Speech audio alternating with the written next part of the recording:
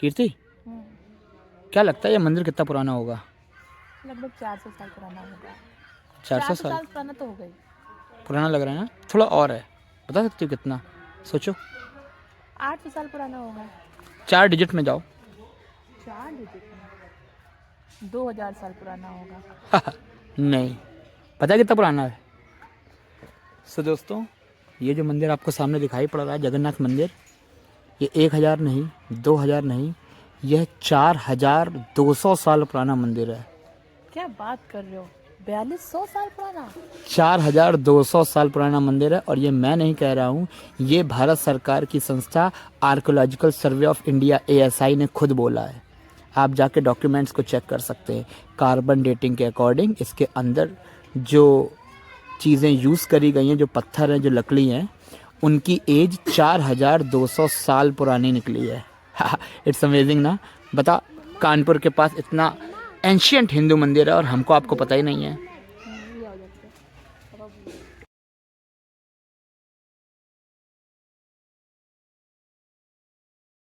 So good morning internet. Time हो गया है 10:09। सुबह है संडे की और आज है 5 नवंबर। संडे राइड शुरू होने वाली है। आज हम लोग हो गए लेट, 10 बजे हम लोग निकल पा रहे हैं। आज प्लान जल्दी का था, लेकिन सैटरडे सोते सोते लेट हो जाता है। सो खैर, सब कुछ रेडी हो गया है। बाइक रेडी है, बाइक को साफ़ कर लिया है, चमका लिया भाई साहब, साइड बैग लगा लिया है, पानी वानी रख लिया है। और आज हम लोग जा कहाँ रहे हैं?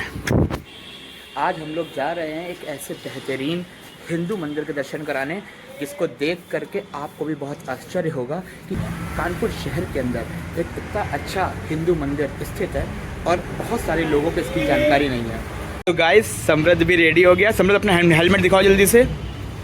Always wear helmet. ये समृद्ध का हेलमेट है, ये पापा का हेलमेट है। ये समृद्ध बोलो।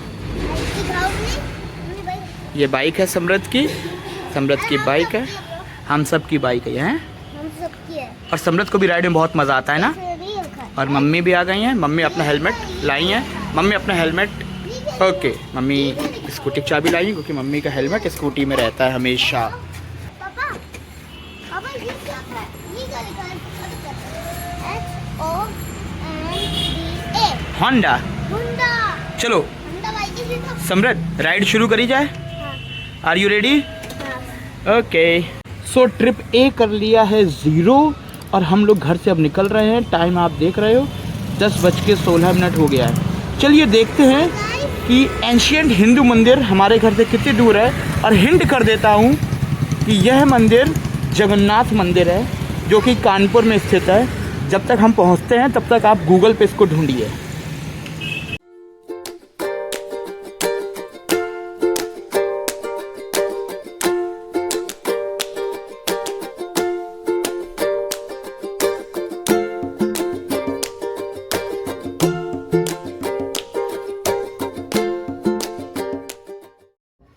सो फाइनली दोस्तों, आप देख सकते हो 11:22 हो गया और 37 किलोमीटर की राइड करके हम लोग एंशियंट जगन्नाथ मंदिर पहुंच चुके हैं। शायद अंदर आपको थोड़ा सा मंदिर की झलक दिख रही होगी।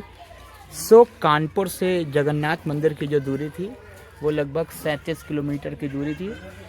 हम लोगों को 1 घंटे का लगभग टाइम लग गया।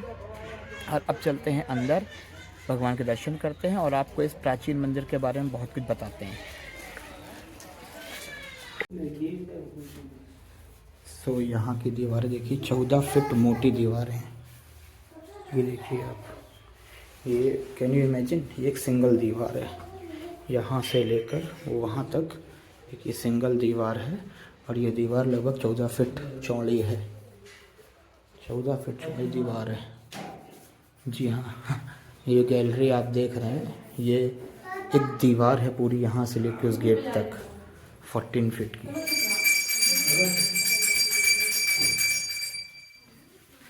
क्या बात है बाबूजी, क्या नाम बताइए?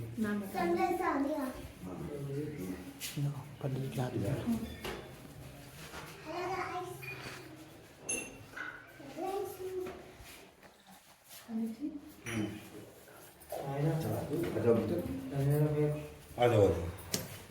आप लोग पहली बार आए क्यों कई बार? पंडित जी पहली बार आए और बड़ा पता किया हमने, ढूंढा और बहुत कहानियाँ सुनी तब बहुत। आगे पीछे। और सभी लोग आओ अंदर आ जाओ। आओ समृद्ध इधर आओ, समृद्ध इधर आओ, समझ इधर आइए। समृद्ध इधर आओ। हाँ तो ये देखेंगे जी। आप ये जो चौकोर पत्थर ऊपर लगा हुआ है हमारे सर के सामने, जी यही जो है मानसून पत्थर। यही मानसून पत्थर ये है। जैसे ही मानसून बनता है तो यही पत्थर पसीज के टपकने लगता है, और ये तब तक टपकता है जब तक बरसात नहीं होती। जहाँ बरसात होती जहाँ बरसात होती थी सूख जाता है, फिर इस पे बूंदें नहीं दिखाई देती।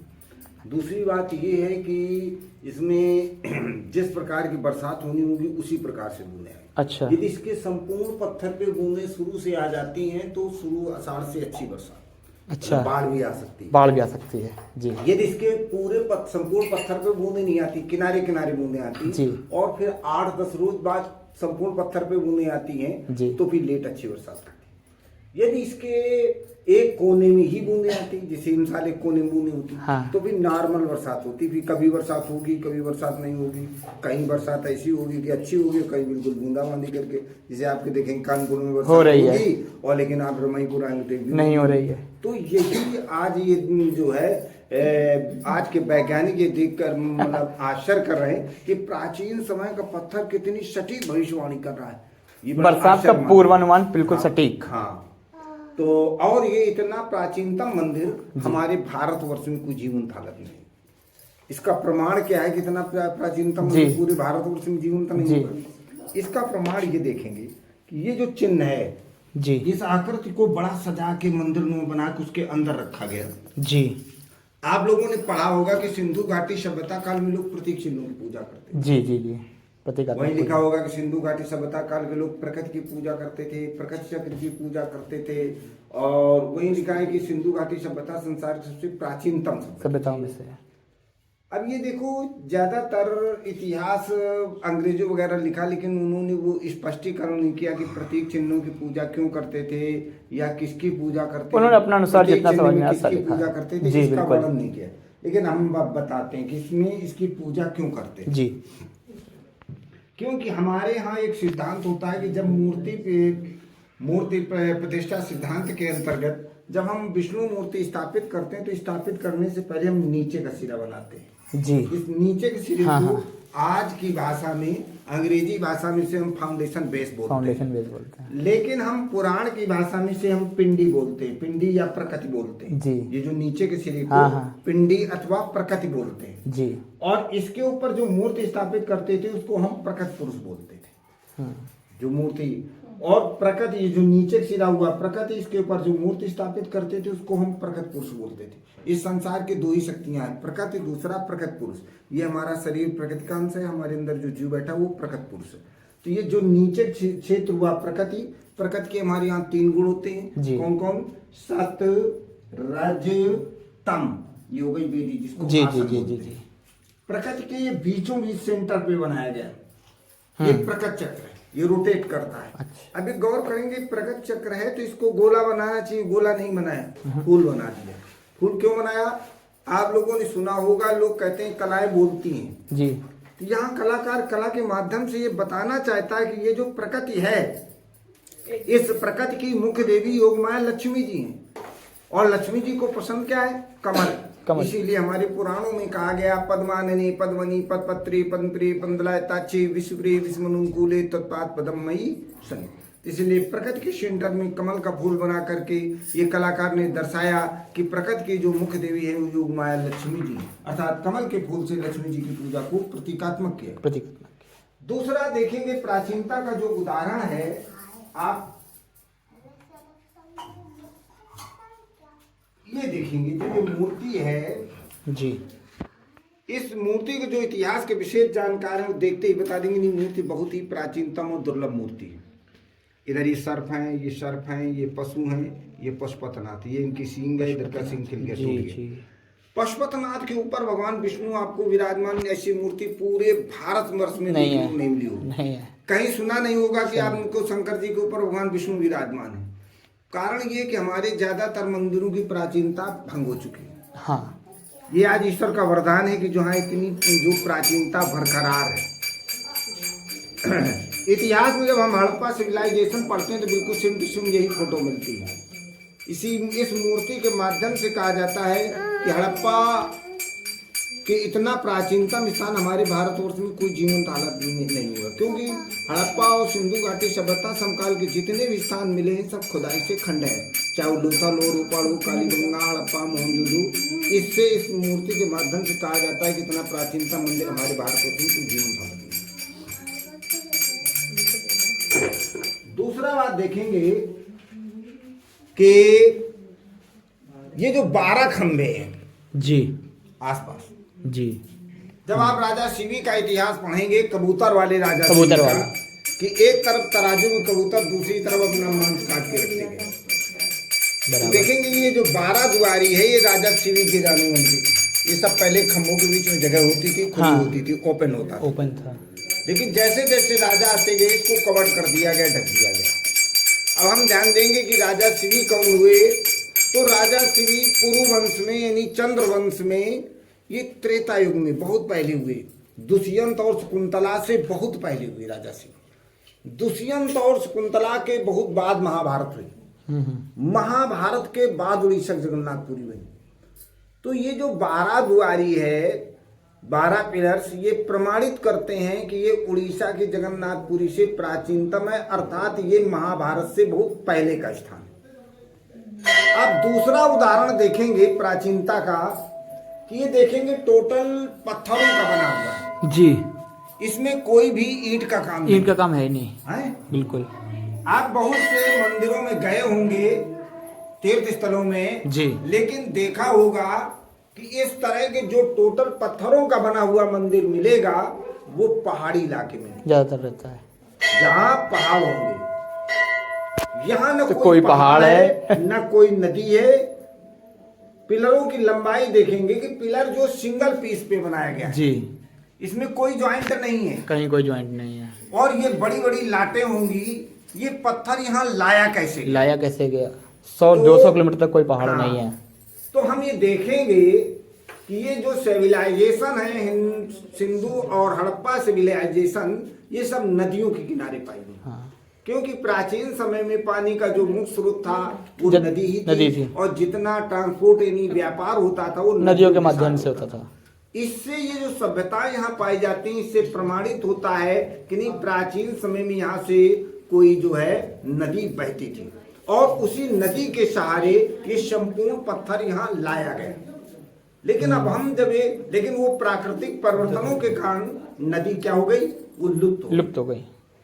अब हम जब ये विचार करते हैं कि हमारे गंगा और जमुना के बीच से कौन सी नदी लुप्त हो गई, तो हम प्रायः सुनते चले आए हैं कि संगम में 3 नदियां मिलती थी। बिल्कुल, सरस्वती, गंगा, जमुना, सरस्वती जी। लेकिन आज सरस्वती नदी लुप्त है।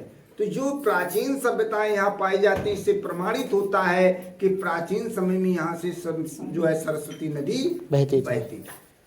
और सरस्वती नदी वो महाभारत के बहुत पहले लुप्त हो गई थी। तो इससे भी प्रमाणित होता है कि ये महाभारत से बहुत पहले का स्थान। तीसरा एक उदाहरण आप देखेंगे कि जब आप महाभारत पुराण पढ़ेंगे तो महाभारत पुराण में आप देखेंगे कि भीष्म पितामह ने युधिष्ठिर को जब विष्णु सहस्र नाम का उपदेश दिया, तब भीष्म पितामह ने एक श्लोक कहा। क्या श्लोक कहा? तस्य लोक प्रधानस्य जगन्नाथस्य भूपते विष्णु नाम सहस्रम में स्वरूपाभ्यापन। अब एक बात गौर करेंगे कि जब महाभारत के बाद जगन्नाथ हुए तो महाभारत में ये जगन्नाथ शब्द कहाँ से आया? इससे ये महाभारत का श्लोक प्रमाणित करता है कि महाभारत के पहले जगन्नाथ थे। अब ये देखेंगे कि यहाँ जगन्नाथ कैसे कहते, जगन्नाथ क्यों कहते हैं? जी जी। तो ये देखेंगे कि ये जो नीचे का सिरा है, ये नीचे का सिरा ये शिवर्गित है, जिसकी मूर्ति में जलाधार होता है हमेशा उत्तर दिशा, उसी उत्तर दिशा में होता है। अब आप मूर्ति के ऊपर देखेंगे, ऊपर मूर्ति के ऊपर देखेंगे वो जो सिंहासन बना हुआ है जी, उसमें बैठी हुई मूर्ति ब्रह्मा जी, ये विष्णु, नीचे का सिरा शिवर्गित है महेश, ब्रह्मा विष्णु महेश। प्रसाद ले हुआ तब जाओ।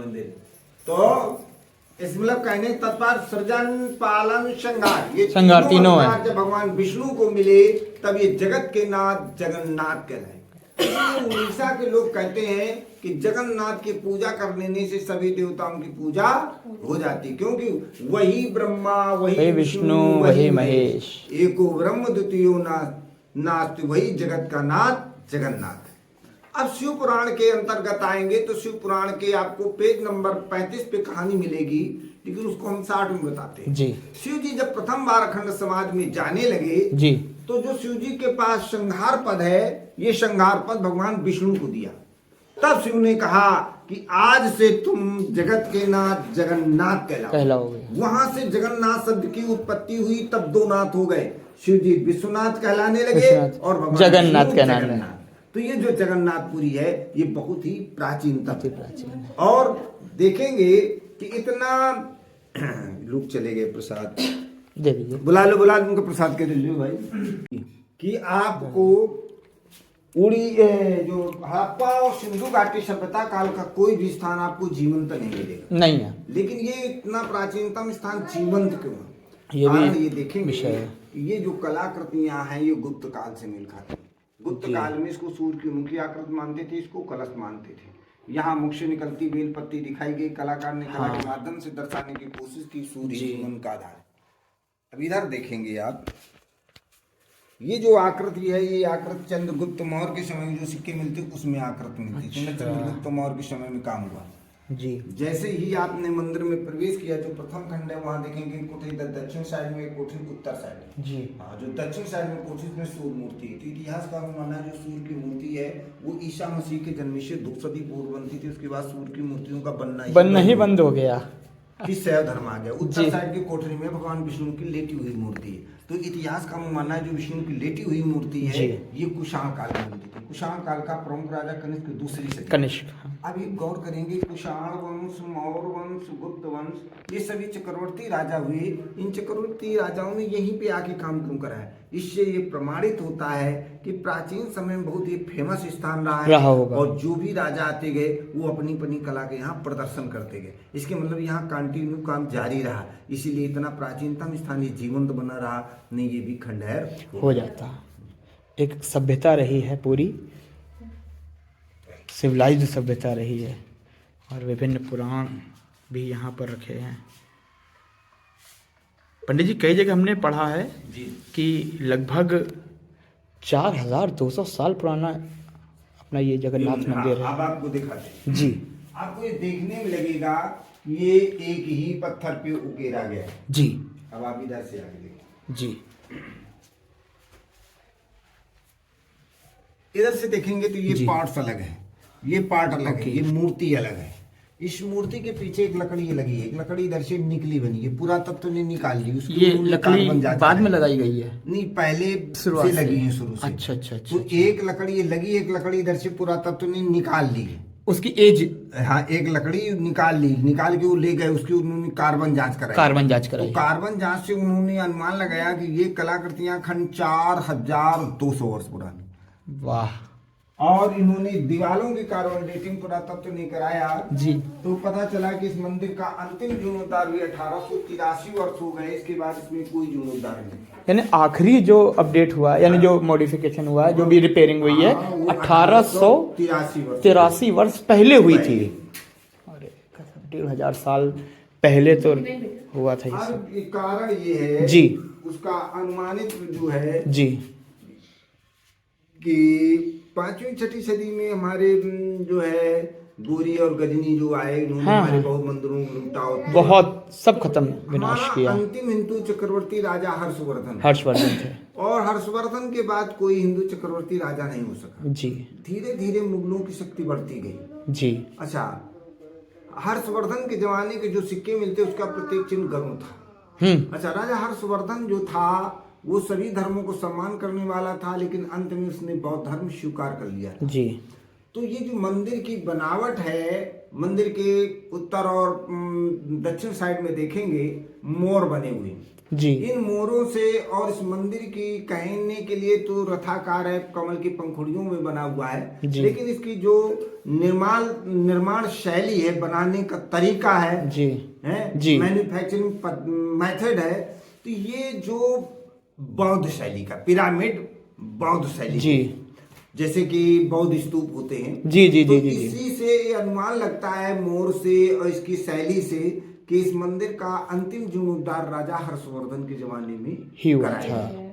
और राजा हर्षवर्धन के बाद कोई भी हिंदू चक्रवर्ती राजा नहीं हो सका और धीरे धीरे मुगलों की शक्ति बढ़ती गई और इतनी शक्ति बढ़ गई कि धर्म बचाना बड़ा कठिन हो गया। तो प्रभु की लीला ऐसी हुई कि यहाँ इतनी झाड़ियां हो गई और उस झाड़ियों ने इस मंदिर को ढक लिया, जिससे आक्रांताओं की नजर नहीं पड़ी। हाँ, जिससे मुगलों के आत्म जो है ये नजरों से ओझल हो गया और इतनी कलाकृतियां ये सुरक्षित बची रह गई हमारी।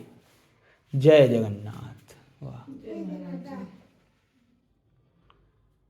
धन्यवाद पंडित जी, हम लोग को बहुत अच्छी जानकारी मिली।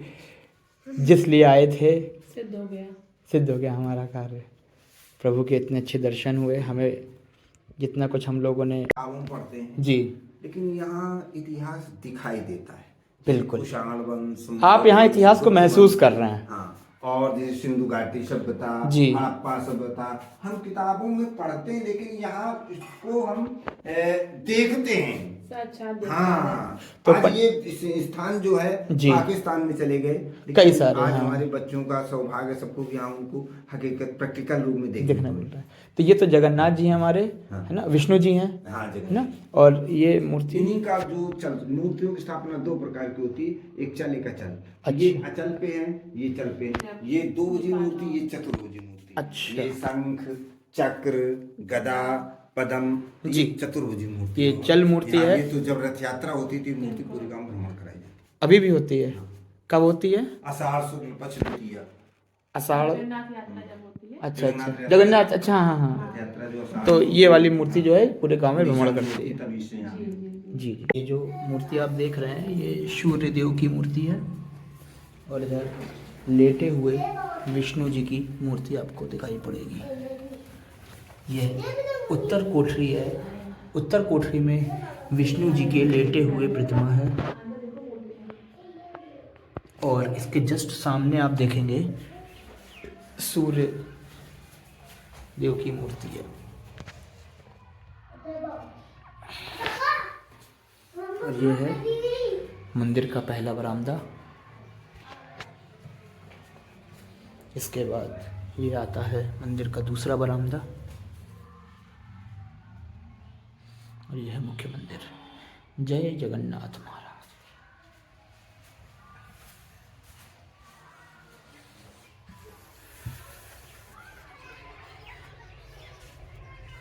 यह है जगन्नाथ मंदिर जो सामने आप देख पा रहे हैं।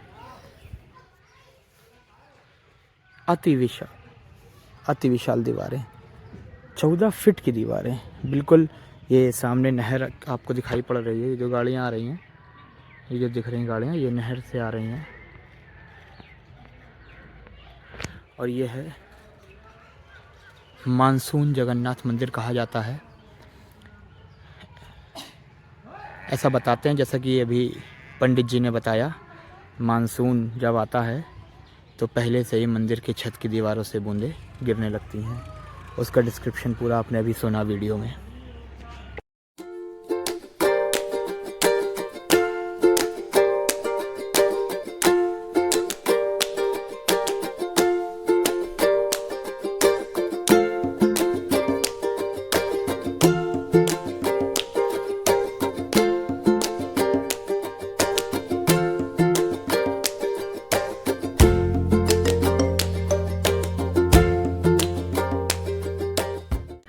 तो फाइनली भाई हमारे दर्शन बहुत अच्छे हो गए हैं, और सम्राट भैया देखिए वहाँ पे खेलने निकल गए। सम्राट के दोस्त बहुत जल्दी बन जाते हैं। बहुत अच्छे दर्शन हुए मंदिर के, ब्लॉग में आपने देखा ही होगा। और फाइनली कुछ सोचा नाश्ता कर लिया जाए, तो देखा बाबा जी यहाँ पर भेलपूड़ी बना रहे थे, तो हमने उनका बाबा जी एक भेलपूड़ी बना दीजिए। कीर्ति को भेलपूड़ी पसंद है, ठीक है, चलो। सो उम्मीद है आपको इतनी अच्छी इन्फॉर्मेशन पा करके खुशी हुई होगी, अच्छा लगा होगा, जान करके खुशी हुई होगी कि हमारे भारत में इतने पुराने मंदिर अभी भी जीवित हैं और अच्छी कंडीशन में हैं। कानपुर के पास ये मंदिर है, मात्र 40 किलोमीटर की दूरी पर। अगर आप कानपुर के आसपास रहते हैं तो बेहटा बुजुर्ग नामक ये जगह है, घाटमपुर के पास में है, फेमस है। आप आइए, दर्शन करिए, बहुत सुकून मिलेगा। और सबसे अच्छी बात है, बिल्कुल शांत जगह है, कोई ऐसी भीड़ भाड़ नहीं है। आज संडे का दिन है, सुबह का टाइम है, बिल्कुल देखिए सन्नाटा है। गांव के कुछ लोग बैठे अपना आपस में बातें कर रहे हैं, एक अच्छा माहौल है। आपको यहाँ आके बहुत शांति मिलेगी और बहुत मज़ा आएगी। सुबह सब हम लोग थोड़ी देर में यहाँ से निकलेंगे घर के लिए और टाइम हो गया है 12:12। सो 12:30 तक यहाँ से निकलेंगे तो 1:30-2 बजे तक हम लोग अपने घर पहुँच जाएंगे। दोस्तों, जगन्नाथ मंदिर से मात्र 3 किलोमीटर की दूरी पर हमें एक और पुरातत्व विभाग का बोर्ड दिखा, जिसमें लिखा था गुप्त कालीन ईंटों का प्राचीन मंदिर। एक संरक्षित इमारत से मात्र 3 किलोमीटर दूरी पर एक और संरक्षित इमारत हमें पता चली, तो हमने सोचा कि क्यों ना इसको भी देख लिया जाए। तो ये जैसा कि आप देख रहे हो कि कानपुर नगर में भीतर गांव में यह मंदिर स्थित है और हम इसके बाहर आ गए हैं और अब हम चल रहे हैं इसके अंदर।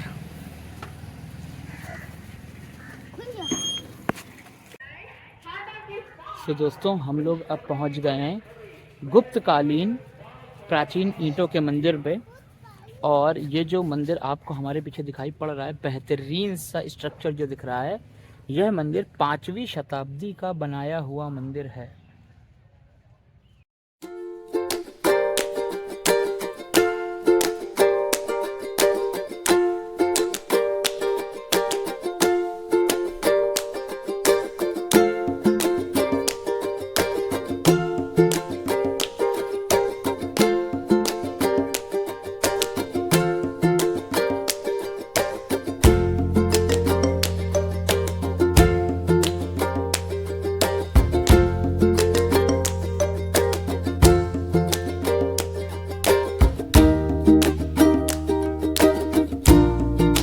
सो फाइनली दोस्तों, अपनी राइड हो गई ये पूरी और देखिए दोपहर के 2:09 पे हम लोग घर आ गए हैं और हम लोगों ने टोटल राइड करी आज 76.8 किलोमीटर की। चलिए, उम्मीद है आपको इस मंदिर के बारे में जान करके मज़ा आई होगी और मिलते हैं जल्दी हम लोग अपने नए ब्लॉग में।